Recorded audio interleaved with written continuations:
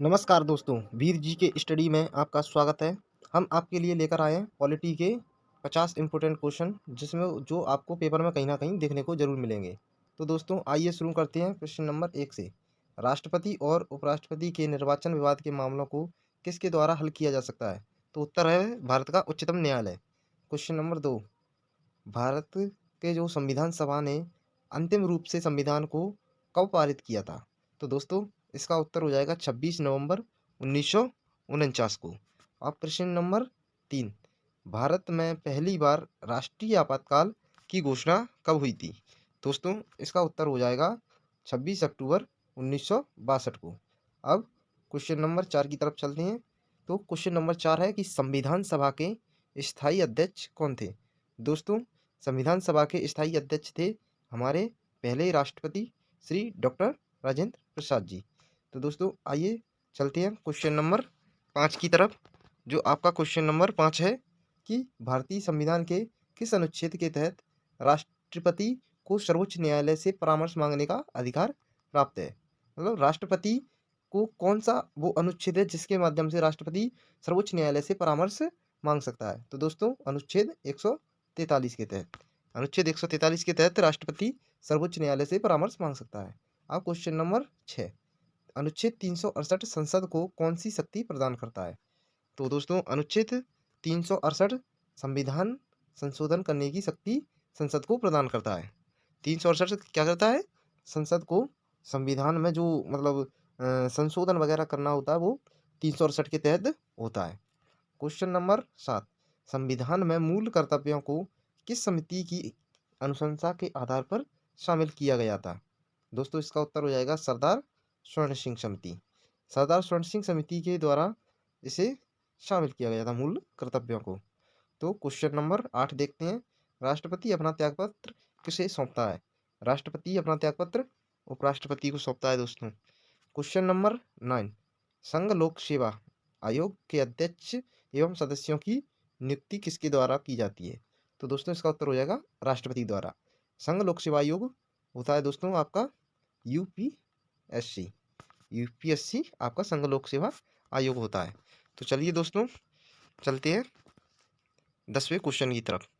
आपका 10वां क्वेश्चन क्या है कि भारत के प्रथम आम चुनाव किस वर्ष हुए थे? पहले जो आम चुनाव हुए थे वो हुए थे आपके 1952 में।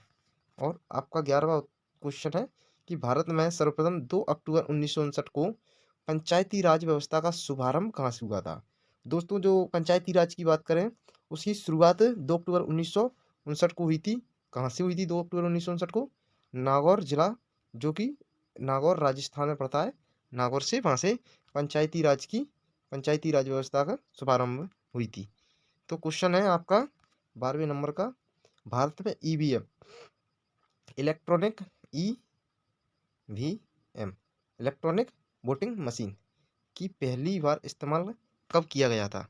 दोस्तों इसका उत्तर हो जाएगा 1982 में केरल के 70वें पारूल विधानसभा क्षेत्र में।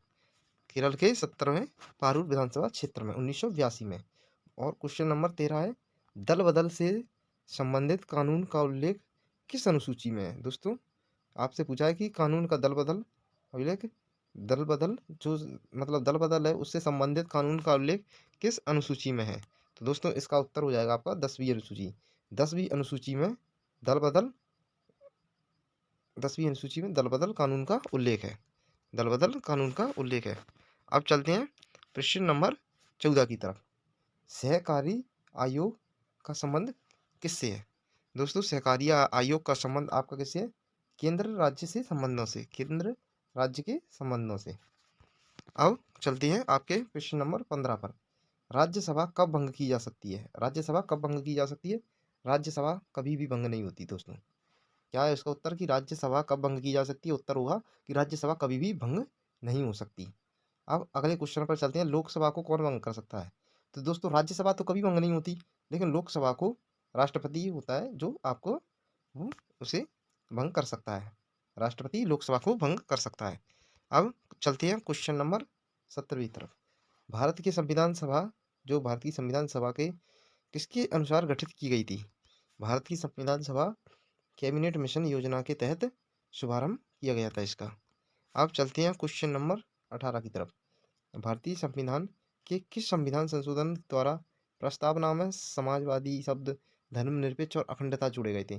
दोस्तों संविधान में मतलब पूछ रहा है कि संविधान का ऐसा कौन सा संशोधन है जिसके तहत प्रस्तावना में समाजवादी, धर्मनिरपेक्ष और अखंडता जैसे तीनों शब्द जोड़े गए थे?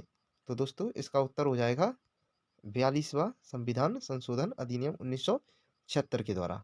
संविधान संशोधन अधिनियम 1976 के द्वारा 42वां संविधान संशोधन था। इसके द्वारा प्रस्तावना में तीन शब्द जोड़े गए थे दोस्तों। पहला है आपका समाजवादी, धर्मनिरपेक्ष और अखंडता। ये तीनों शब्द जोड़े गए थे 42वें संविधान संशोधन 1976 के द्वारा। क्वेश्चन नंबर 19, भारत का नियंत्रक एवं महालेखा परीक्षक जिसे कहते हैं CAG, इसको किसके द्वारा नियुक्त किया जाता है? इसको किसके द्वारा नियुक्त किया जा सकता है? तो इसका उत्तर हो जाएगा राष्ट्रपति के द्वारा। दोस्तों नियंत्रक एवं महालेखा परीक्षक को राष्ट्रपति के द्वारा नियुक्त किया जाता है। अब प्रश्न नंबर 20, संविधान सभा द्वारा भारत के राष्ट्रीय गान, जो हमारा राष्ट्रीय गान है दोस्तों जनगण मन, उसको कब स्वीकार किया गया था? 24 जनवरी 1950 को। 24 जनवरी 1950 को भारत का राष्ट्रीय गान स्वीकार किया गया था। और क्वेश्चन नंबर 21 पर चलते हैं दोस्तों। क्वेश्चन नंबर 21 है कि भाषाई आधार पर गठित होने वाला भारत का प्रथम राज्य कौन सा है? दोस्तों पूछ रहा है कि जो भाषाओं के आधार पर गठित होने वाला पहला राज्य कौन सा है? तो इसका उत्तर क्या हो जाएगा? इसका उत्तर हो जाएगा आंध्र प्रदेश। आंध्र प्रदेश भाषाई आधार पर गठित होने वाला प्रथम राज्य है। क्वेश्चन नंबर 22 पर चलते हैं।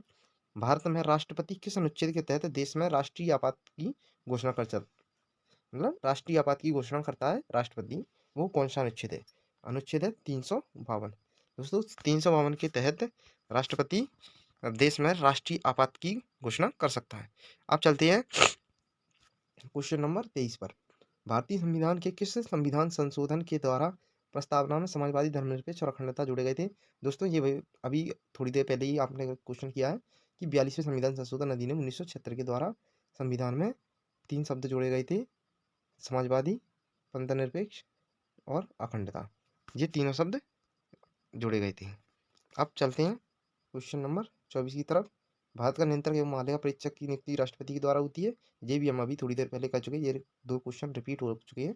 तो क्वेश्चन नंबर अब 25 पर चलते हैं। किस अनुच्छेद के तहत 6 से 14 वर्ष तक के बच्चों के लिए शिक्षा का अधिकार मूल अधिकार माना जाता है? दोस्तों 6 से वर्ष से लेकर 14 वर्ष तक के बच्चों के लिए शिक्षा का अधिकार मूल अधिकार माना गया है। ये कौन से अनुच्छेद में दिया गया? अनुच्छेद 21A में। अनुच्छेद 21A के तहत 6 से लेकर 14 वर्ष तक के बच्चों को शिक्षा का अधिकार मूल अधिकार माना गया है। अब चलते हैं क्वेश्चन नंबर 26। लोकसभा अध्यक्ष जो अपना लोकसभा स्पीकर होते हैं, अपना त्यागपत्र किसे सौंपते हैं? लोकसभा अध्यक्ष अपना त्यागपत्र लोकसभा के उपाध्यक्ष को सौंपते हैं और राष्ट्रपति अपना त्यागपत्र उपराष्ट्रपति को सौंपता है दोस्तों। तो क्वेश्चन नंबर 27 पर चलते हैं। उच्च न्यायालय के मुख्य न्यायाधीश की नियुक्ति कौन करता है?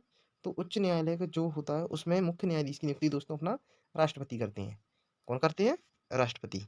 अब चलते हैं क्वेश्चन नंबर 28 पर।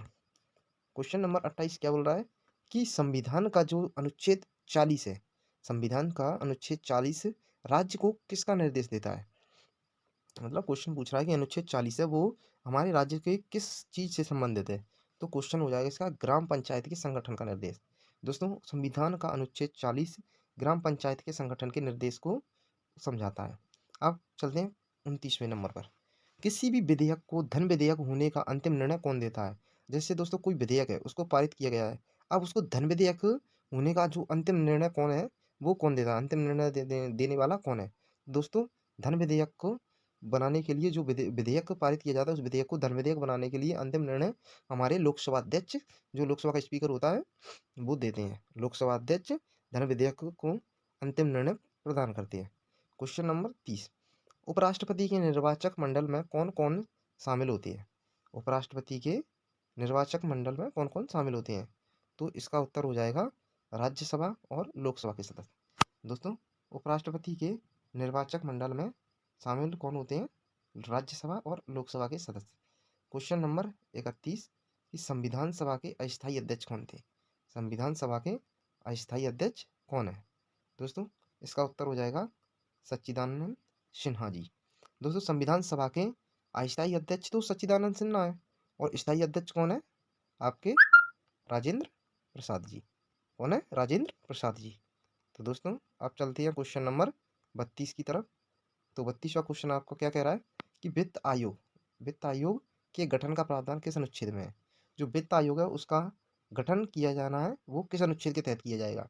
तो वित्त आयोग का गठन अनुच्छेद 280 के तहत किया जाएगा। ये वित्त आयोग का गठन अनुच्छेद 280 के तहत किया जाएगा। अब क्वेश्चन नंबर 33 क्या बोल रहा है कि 73वां संविधान संशोधन किससे संबंधित है? दोस्तों ये क्वेश्चन तो हर किसी को रटा हुआ होगा। इस क्वेश्चन का आंसर क्या है? पंचायती राज। पंचायती राज 73वां संविधान संशोधन किससे संबंधित है? पंचायती राज से संबंधित है। अब चलते हैं क्वेश्चन नंबर 34 की तरफ। क्वेश्चन नंबर 34 की तरफ। भारतीय संविधान में मौलिक अधिकारों की व्यवस्था किस देश से के संविधान से ली गई है? दोस्तों जो मौलिक अधिकार है वो इंडिया के अपनी तरफ से नहीं लिखे गए हैं, बल्कि ये किसी अन्य देश से के जो संविधान है उसके संविधान से लिए गए हैं। तो कहाँ से? संयुक्त राष्ट्र अमेरिका। संयुक्त राष्ट्र अमेरिका से मौलिक अधिकारों की व्यवस्था की गई है। जो मौलिक अधिकार है वो किस देश से लिए गए हैं? संयुक्त राष्ट्र अमेरिका से। अब क्वेश्चन नंबर 35 की तरफ चलते हैं कि लोकसभा का चुनाव लड़ने के लिए इच्छुक व्यक्ति की न्यूनतम आयु कितनी होनी चाहिए? लोकसभा का चुनाव लड़ने के लिए कम से कम 25 वर्ष आयु होनी चाहिए। लोकसभा का अगर आपको चुनाव लड़ना है तो व्यक्ति की आयु 25 वर्ष तो होनी ही चाहिए। आप चलते हैं क्वेश्चन नंबर 36 की तरफ कि भारतीय संविधान में अस्पृश्यता उन्मूलन से संबंधित, दोस्तों अस्पृश्यता का मतलब होता है छुआछूत। छुआछूत से संबंधित अनुच्छेद कौन सा है? छुआछूत यानी कि कई लोग छुआछूत को मानते हैं, तो ये इसे खत्म करने के लिए कौन सा अनुच्छेद दिया गया है? अनुच्छेद 17। छुआछूत का अनुच्छेद 17 के तहत। आइए दोस्तों क्वेश्चन नंबर 37 की तरफ चलते हैं। क्वेश्चन नंबर 37 क्या होता है कि स्वतंत्र भारत के प्रथम निर्वाचन आयुक्त कौन थे? स्वतंत्र भारत के प्रथम निर्वाचन आयुक्त थे सुकुमार सेन। सुकुमार सेन स्वतंत्र भारत के प्रथम निर्वाचन आयुक्त थे। प्रश्न नंबर 38 की तरफ चलते हैं कि भारतीय संविधान किस दिन से पूर्णतः लागू हुआ था? भारतीय संविधान पूर्णतः लागू हुआ था 26 जनवरी 1950 से, और शामिल हुआ था 26 नवंबर 1949 से। 1949 से। तो अब चलते हैं क्वेश्चन नंबर 39 की तरफ। प्रश्न नंबर 39 की तरफ कि लोकसभा अध्यक्ष का चुनाव किसके द्वारा किया जाता है? लोकसभा का जो अध्यक्ष होता है उसका चुनाव किसके द्वारा किया जाता है? तो लोकसभा के सदस्यों के द्वारा। लोकसभा के सदस्य लोकसभा अध्यक्ष का चुनाव करते हैं। अब चलते हैं प्रश्न नंबर 40 की तरफ कि लोक कल्याणकारी राज्य की अवधारणा किसमें निहित होती है? लोक कल्याणकारी राज्य की अवधारणा किसमें निहित होती है? इसका उत्तर हो जाएगा राज्य के नीति निर्देशक तत्वों में। राज्य के नीति निर्देशक तत्वों में। अब चलते हैं क्वेश्चन नंबर 41 की तरफ। संविधान के किस अनुच्छेद के आधार पर राज्यों में संवैधानिक तंत्र की विफलता पर राष्ट्रपति शासन लगाया जा सकता है? राष्ट्रपति शासन लगाया जा सकता है अनुच्छेद 356 के तहत। क्वेश्चन नंबर 42 की तरफ चलेंगे। भारतीय संविधान सभा की प्रारूप समिति के अध्यक्ष कौन थे? डॉक्टर भीमराव अंबेडकर जी। डॉक्टर भीमराव अंबेडकर संविधान सभा की प्रारूप समिति के अध्यक्ष थे। प्रारूप समिति के अध्यक्ष कौन थे? Doctor Bhimrao Ambedkar ji. Question number 43 की तरफ चलते हैं। भारतीय संसद का उच्च सदन क्या कहलाता है? भारतीय संसद का उच्च सदन क्या कहलाता है दोस्तों? वो कहलाता है राज्यसभा। राज्यसभा संसद का उच्च सदन होता है। राज्यसभा क्या होता है? संसद का उच्च सदन। जो संपत्ति का अधिकार है वो किस संविधान संशोधन के द्वारा हटा दिया गया है? दोस्तों पहले संपत्ति का अधिकार एक मूल अधिकार हुआ करता था। अब संपत्ति के अधिकार को मूल अधिकार से हटा दिया गया है। तो ये किस संविधान संशोधन के तहत हटाया गया है? 44वें संविधान संशोधन अधिनियम 1978 के द्वारा। 44वें संविधान संशोधन के अधिनियम 1978 के द्वारा इसे हटा दिया गया है। अब क्वेश्चन नंबर 45 की तरफ चलते हैं। भारतीय संविधान के अनुसार संघ की कार्यपालिका शक्ति किसमें निहित होती है? संघ की कार्यपालिका की शक्ति किसमें निहित होती है? राष्ट्रपति में। क्वेश्चन नंबर 46 की तरफ चलते हैं। भारतीय संविधान के किस अनुच्छेद में भारतीय नागरिकों के मूल कर्तव्य शामिल है? मूल कर्तव्य अनुच्छेद 51A में। किसमें शामिल है? अनुच्छेद 51A में। संविधान के अनुच्छेद 51A में भारतीय नागरिकों के मूल कर्तव्य शामिल है। अब चलते क्वेश्चन नंबर 47 पर कि भारतीय संविधान को कुल कितने भागों में बांटा गया है?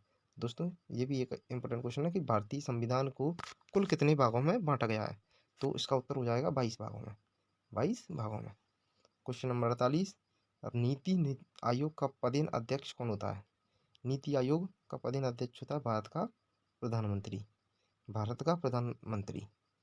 तो नीति आयोग का पदेन अध्यक्ष कौन होता है? भारत का प्रधानमंत्री नीति आयोग का पदेन अध्यक्ष होता है। अब चलते हैं क्वेश्चन नंबर 49 पर।